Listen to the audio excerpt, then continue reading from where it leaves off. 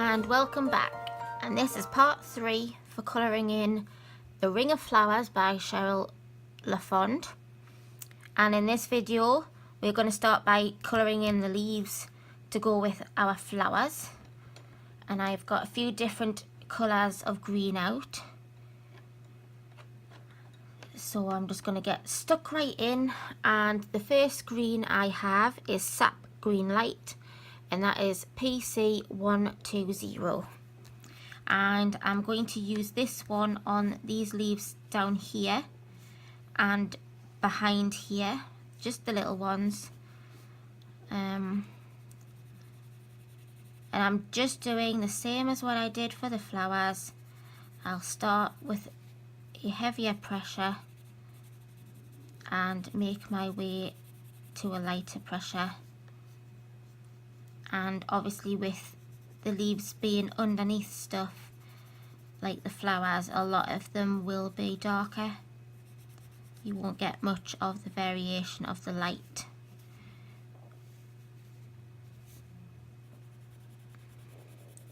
But it doesn't have to be perfect.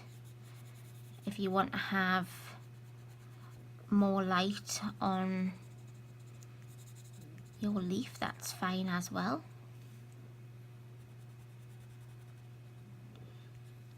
For me, I'm just going to do the dark bits.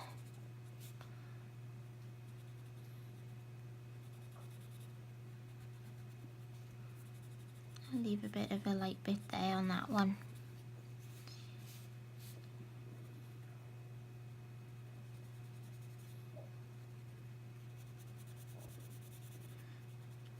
And there'll be a bit of a light bit there. So they're not all dark.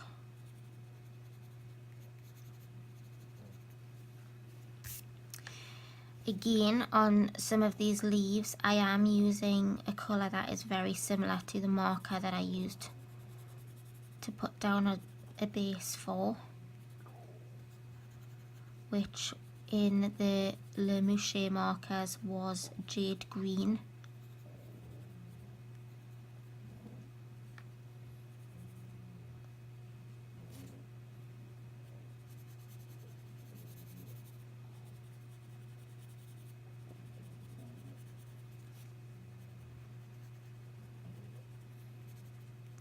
It looks as though we are going to start getting nicer weather as well, which is always a good sign.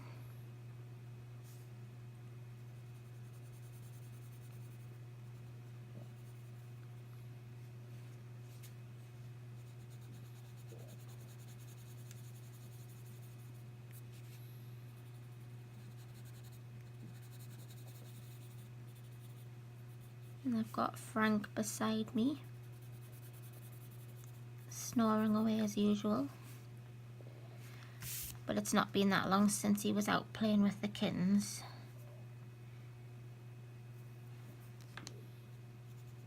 I've just realised that I forgot to put the orange and yellow on the centre of those flowers there, but we can come back to that as I've got my pencils beside me here.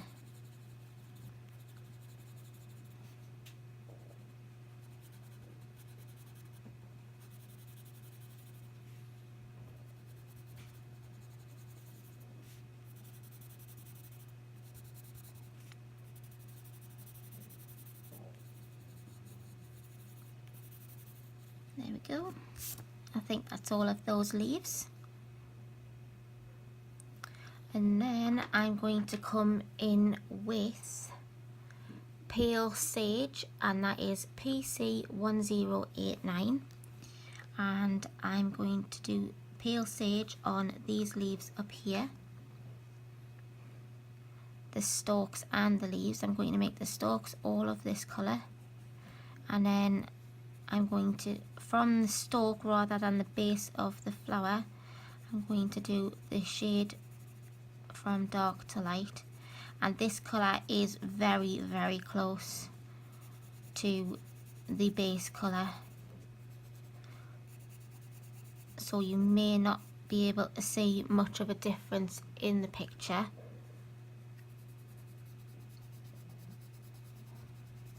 but there is a difference. It's just very, very subtle, which is good. We don't want all of the leaves to stand out too much, really.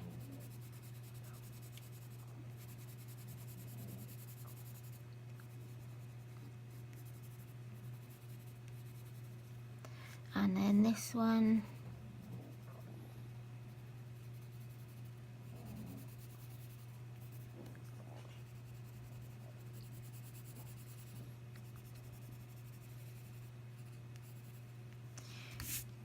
we go.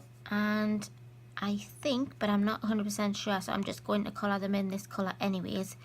Here is what looks to be the same stem from this leaf here, so I'm going to colour in that one. And also here as well, there's a little bit just poking out there, and that looks like it comes from this one here, so I'm just going to colour that the same. And then I'm going to use my Jade green, and that is PC1021, and I'm going to use that on this biggish leaf here. And again, I'm just going to go in on one section with a heavy pressure and just fade out to a lighter one. And the heavy pressure doesn't have to be where you are putting holes in your paper or dragging some of the paper up. It's just so you can see that you've put the colour on the page. And especially with Prismacolors, you don't really need to have a lot of pressure anyways. The leads are really soft on these pencils. So on this leaf, for me, there are going to be quite a few shadows, because there is quite a lot going over the top.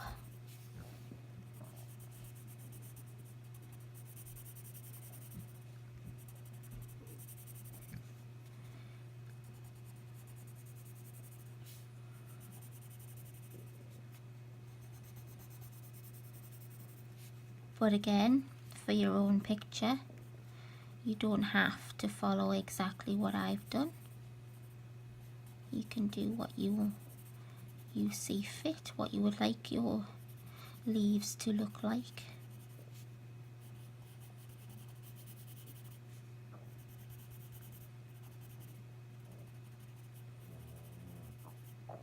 And then for this leaf here, I'm going with a slightly darker colour, and that is Kelly Green in PC1096. And again, I'm just going to do from dark to light, and this leaf seems to be on top of everything, so apart from the bits that are turned over, this leaf should have more lighter areas.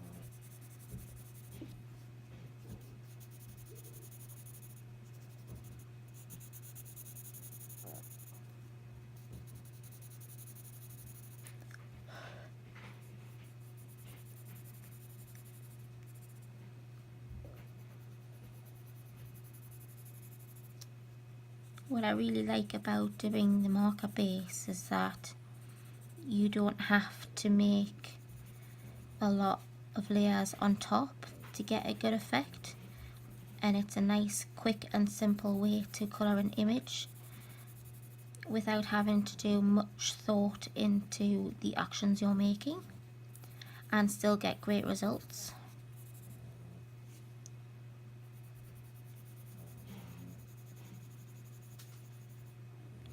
There we go.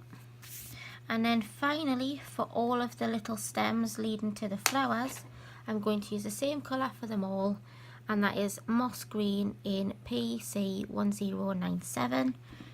And I'm using this fairly dark green just so that they all stand out in front of the flowers and the other leaves. that we've coloured in. And I'm just doing a flat colour. I'm not starting off with a heavy pressure and fading out. I'm keeping the pressure the same throughout the whole process of colouring in the stems.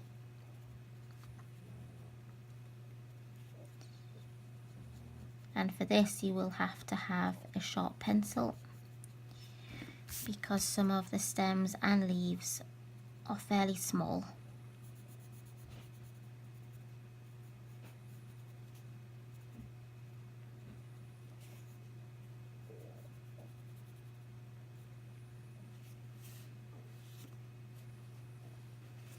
Do these ones at the top.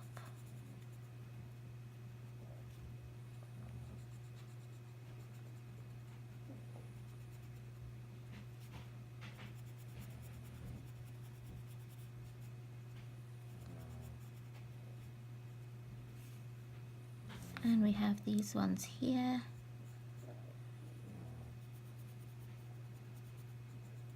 So we have these leaves and this big leaf here, and these ones seem to blend in with this, whereas putting the dark on the stem, I'll just fade that into there, putting the dark on the stem makes them stand out a bit more.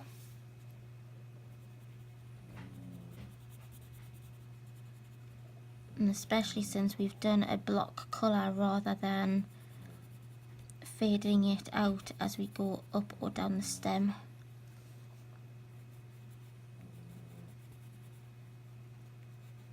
And again with these leaves here, you're able to see a little bit better where these flowers are coming from, rather than them being just on the actual image. And then these ones.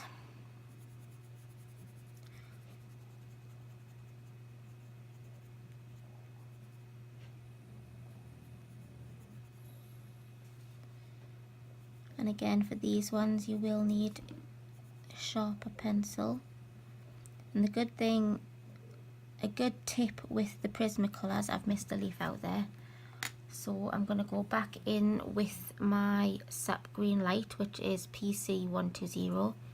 So yes, as I was saying, a good thing with the Prismacolors is, or a good tip rather, not a good thing, but if you keep turning the pencil as you're working, then it keeps the point of your pencil sharp, and it means that you don't have to sharpen it as much to get a point, because if you keep turning it as you're colouring, you reform the point on the pencil. So that's a good little tip there for those who didn't know that. Just with them being the softer lead. Right, so I think that is all of the greenery done. I'm just having a quick check over there. Just go back on that one. There we go. So in the small stems, the only ones we didn't do in the darker were these ones, because they joined up with the leaf, and these ones here because I coloured them in the purple to go with these ones here. So I'm going to get back out the colours that I used for the centres, and for those I used Deco Yellow in PC1011 and also Goldenrod, which is PC1034. And again, from the base here on these ones, because that is pretty much the centre, I'm just going to use the Goldenrod and fade it out to the top, and then I'm going to come in with the Deco Yellow and just go over the whole area. And then for these, you'll not be able to see them on these ones, but you can see it just here. Those I'm not going to colour in until the very end. I'm going to use a Posca pen to make those stand out. You have a couple on this section here, and then on the same flowers up at the top here, you do have one that was around here and one here. So I'll do the same with those in the Posca pen. So I'm just going to pop those away now because I don't need those two. And then I'm going to do the gemstones on the ring, and I'm going to use a mixture of all the purples that I used in the flowers. So that will be Lavender in PC934, Lilac in PC956, Parma Violet in PC1008, and Grey Lavender in PC1026.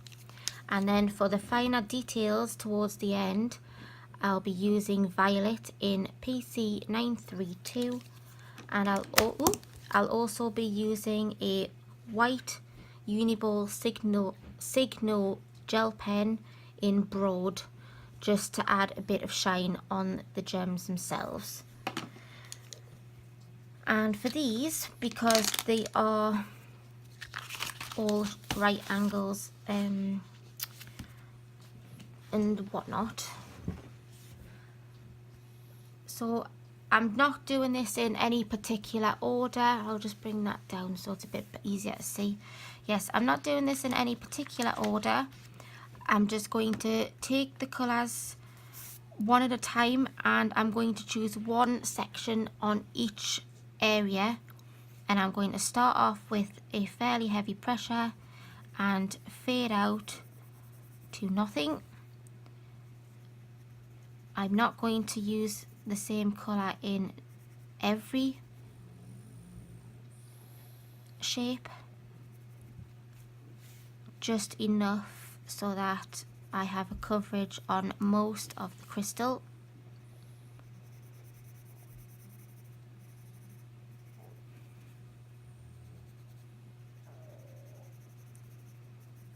When I come to finish the picture itself, to add details, I will also be using a glaze Sakura jelly pen, which I'll show you when I come to do that, but I'll be using one of those to go over the whole shape. And we'll stick one in here. So you don't have to use each colour straight away, because obviously some areas you will have to come back in with a colour. And on each shape, it doesn't particularly have to have just one shade of purple. You can use 2-3 colours on one shape. For instance, let's do on this one. So in this corner, you've already put down the Parma Violet on the top there, and I'm going in with my Lilac now on this bottom one. And you just fade it out the same and fade it into the colour that's already there.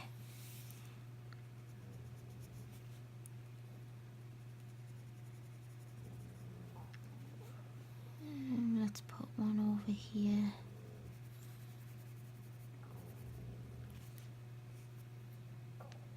And we'll do this one here.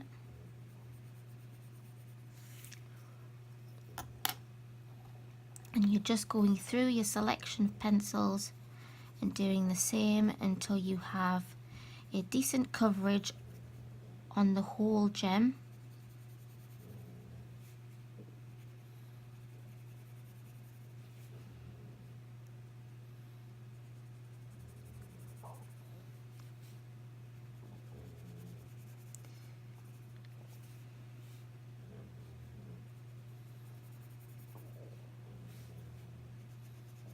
These little shapes you can just colour as a block.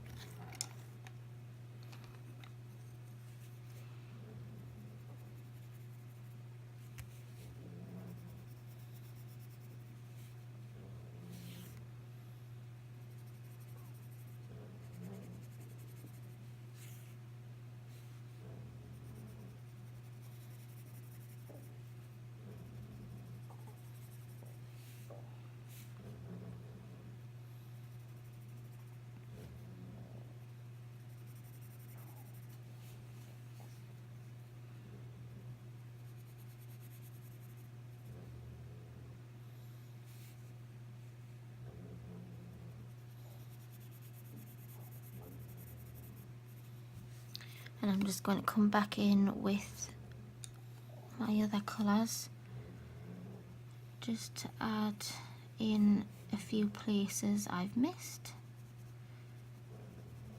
Well, not specifically missed, but just that I haven't had anything put down.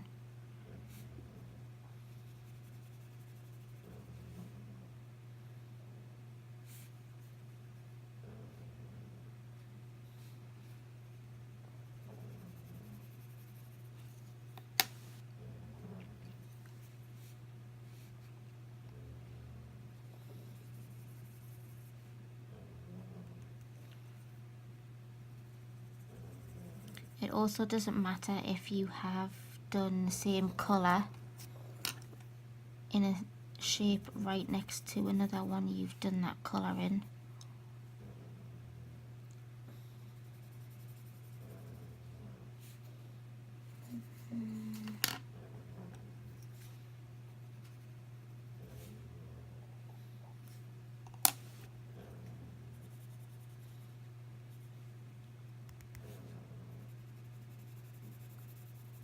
So the whole plan is just to make sure that each individual shape has a bit of colour put in. There we go. And then I'm going to take violet, which is PC932, and you must have a very sharp point for this. And you don't have to do it in all of the sections. I'm just going to put in a couple of them, just a few lines to show that it's got some shine. And as I said, they don't have to be in every single bit, just enough to show that it is a gem. And then using your Uniball Signo gel pen, you can use a Posca pen for this. I'm just going to make sure that this works, so I'll just get myself some sticky notes. There we go. As you can see, I've already done this a few times. You just want to make sure that for definite your pen is going, which as you can see there, mine is. And you want to go over all of your black lines. This bit can take some time, but it is a really effective way to make your gem really look sparkly when you're done.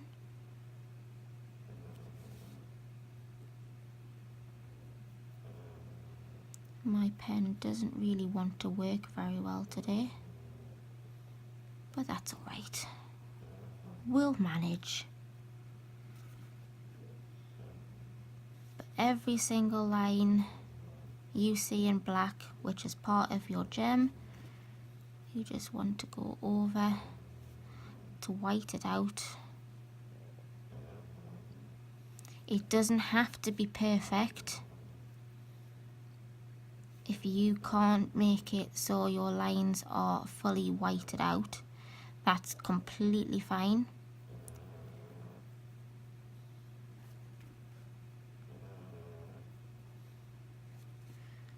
Sometimes, especially if you're using a Posca pen, I've noticed that you may need to leave it to fully dry and then go back over again.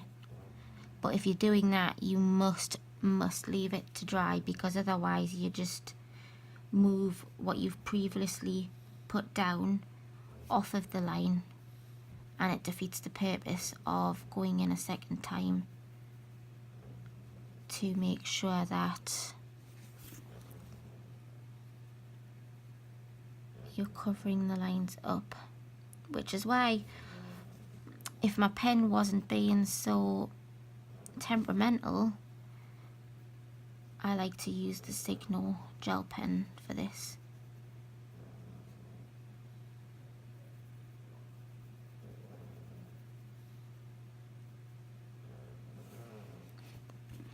Again, you don't have to do this at all. You can just colour in your gem and leave it as is. This is just something that I like to do to either make the colour you've used stand out. Doesn't want to cover that one. Yeah, make the colour that you've used. So for instance, in this case, I've made my gems purple. So doing this for me makes the different shades of purple stand out a lot better. And also I think it makes it look a lot more shiny as well.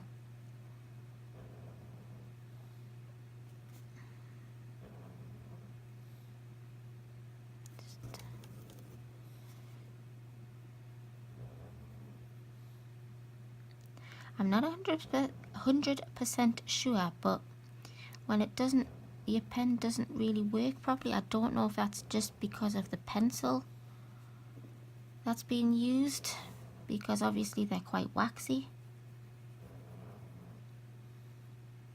And sometimes it's very difficult to go over such a waxy pencil.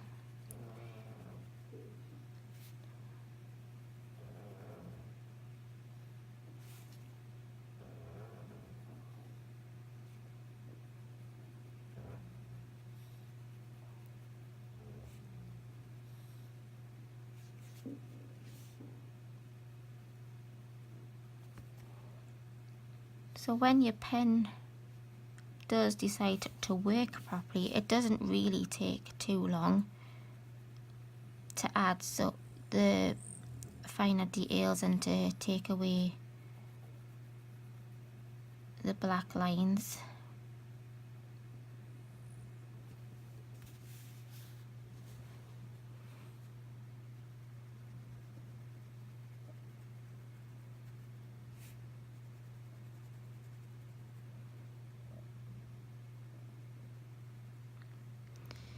Again, that doesn't want to work. There we go. So I've just got a few left to cover.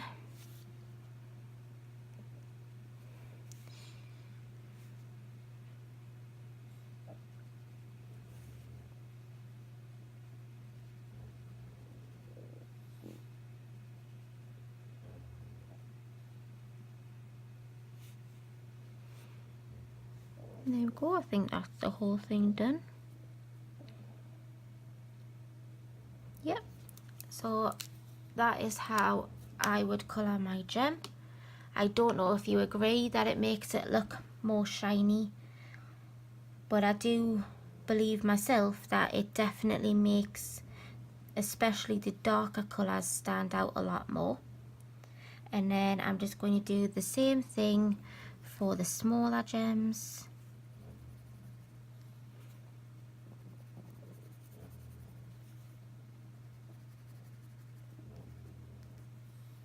And just go in with all of the purples apart from your violet, because that is just to put the extra lines in, just to give it that extra shine.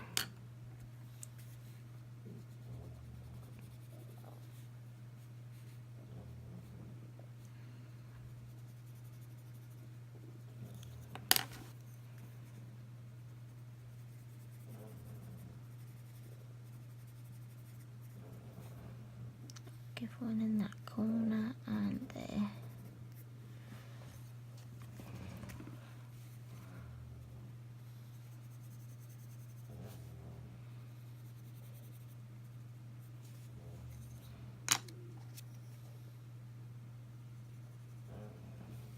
Then you're just going to do the same on the rest of the gems. I had planned on just doing one, like showing you the big one, but these are so small it'll not take a couple of minutes just to get the rest of them done. I think I'll add a bit there as well. And then these ones really are just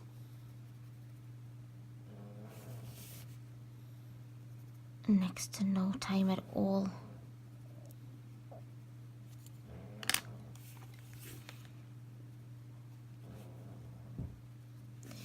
Doing these is really just so that everything stays the same really, and we don't have some of them that looks completely different really.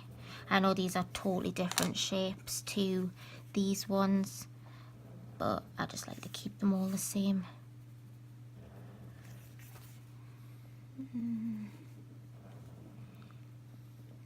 There we go, and come in again with the gel pen and do exactly the same as you did for the big one.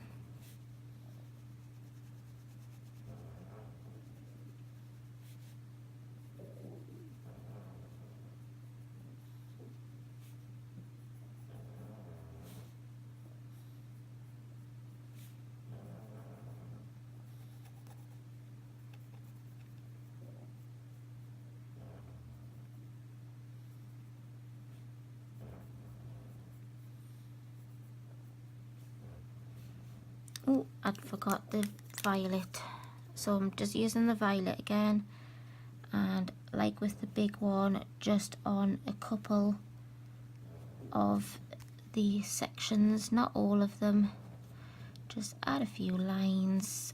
You don't need to do that for the small ones there because you probably won't see them, to be honest.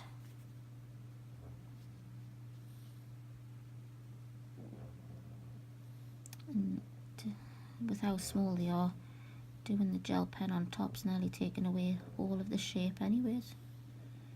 But I've started and I want them all the same, so they getting done the same.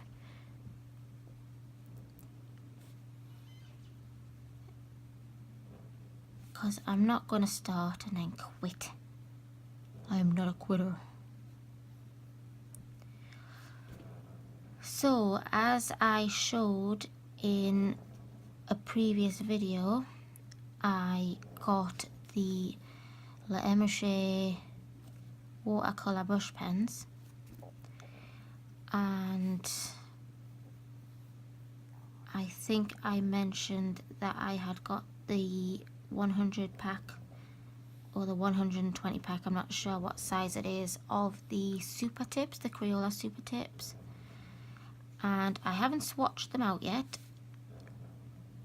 but the reason being is because they don't have names or numbers, so I couldn't see the point in swatching them, because obviously I'm not going to know what pen's what if I just swatch them out.